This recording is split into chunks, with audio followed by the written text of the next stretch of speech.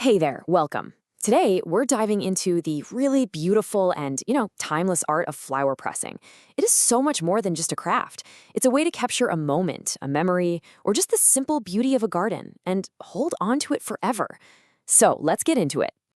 Really think about that. A wedding bouquet, a flower from a first date, or maybe that perfect bloom from your grandfather's garden. Pressing flowers lets us take that fleeting moment and turn it into something real, something tangible. It's kind of like magic, isn't it? So, what are we actually doing here? Well, at its core, flower pressing is all about preservation. We're carefully removing moisture while keeping the flower's delicate form and color intact. The whole goal is to create a lasting two-dimensional version of that original beautiful bloom. And here they are, the three golden rules that are going to guide us today. Seriously, no matter which method you end up choosing, it all comes down to these three things. If you get these right, you are well on your way to getting some beautiful, long-lasting results. We're going to see these in action all the way through. All right, here's our game plan. We're going to start with the most important choice, picking the right flower. Then we'll get into all the different ways you can actually press it, learn how to make your work last, and then, the fun part, get inspired with some project ideas. We'll even cover when it might be a good idea to call in a pro. Okay, let's get practical. A beautiful pressed flower starts with, well, a beautiful flower. But, not just any bloom is going to work. Choosing the right one is absolutely the first and most critical step to get this right. So, what exactly are we looking for? Well, flowers with thin, kind of flat petals are just perfect because they dry super quickly and evenly. Think about it. The less moisture you start with, the easier it is to get rid of, which really helps prevent browning and mold. And timing? Timing is everything. Picking them on a dry morning after all the dew has evaporated gives you the absolute best shot at keeping that vibrant color. Okay, what's so great about this slide is that it gives you the perfect starting point. If you're new to all this, definitely start with pansies or cosmos. They're super forgiving. And as you can see from these little tips, sometimes a tiny adjustment, like popping out the bulky center of a daisy, can make all the difference in the world. Now, before you even think about pressing, these quick prep steps are key. You just can't skip them. Trim away any extra bulk, get rid of leaves that might trap moisture, and give the petals a really gentle blot if they feel damp. This super simple routine will dramatically cut down your risk of mold and make sure your flower dries perfectly even. All right, let's get to the main event, the pressing itself. There are a bunch of ways to do this, from the slow and traditional method to some surprisingly fast ones. We're going to break them all down so you can find the perfect method for your flower and your schedule. This chart just lays it all out for you, right? It really shows the trade-offs. On one end, you've got book pressing. It's basically free and really gentle, but man, it takes weeks. On the other end, the microwave can get the job done in minutes, but you've got a real risk of scorching those delicate petals. So there's no single best method. It's all about what you're pressing and how fast you need it done. So let's walk through the classic book method because it's the one anyone can do. You're basically creating a little sandwich. Cardboard, blotting paper, your flower, more blotting paper, and then more cardboard. The cardboard gives you that even pressure, and the paper just wicks all the moisture away. And that initial step, checking and replacing the paper, so important for preventing any mold.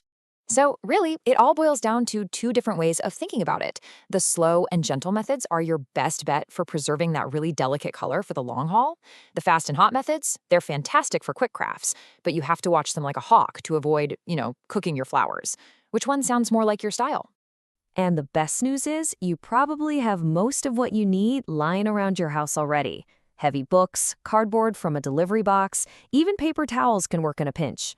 Oh, and here's a pro tip. Use tweezers instead of your fingers. It really helps to avoid bruising the petals. You can absolutely get started without buying anything special at all.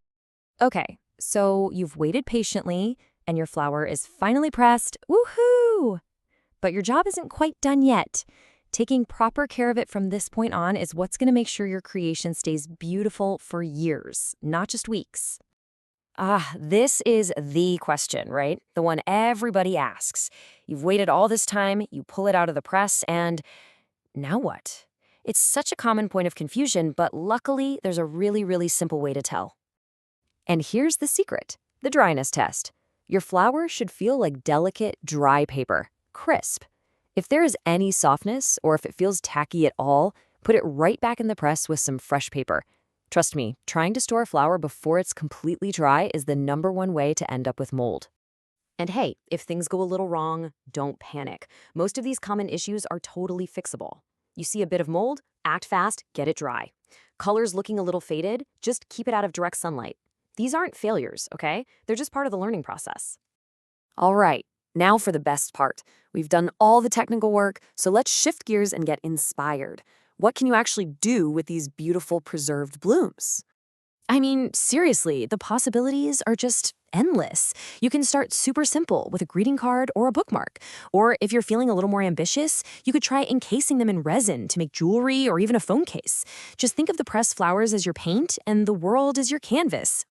Now, while doing it yourself is so rewarding, there are definitely times when it just makes sense to call in an expert.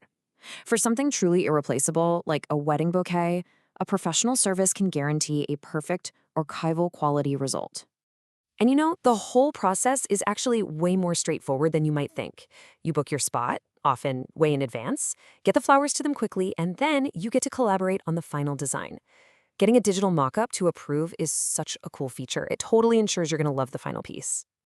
So, what does a service like that cost? Well, to give you a ballpark idea, preserving a medium-sized bouquet in a nice frame is going to run you about $460.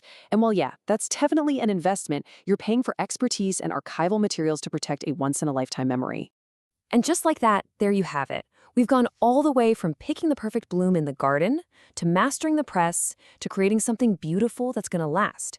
You now have all the fundamental knowledge you need to start preserving your own memories. So, I guess the only question left is, what will you press first? That single rose from a special night? A wildflower from your favorite hike? The beauty is now literally in your hands to preserve. Thanks so much for joining me.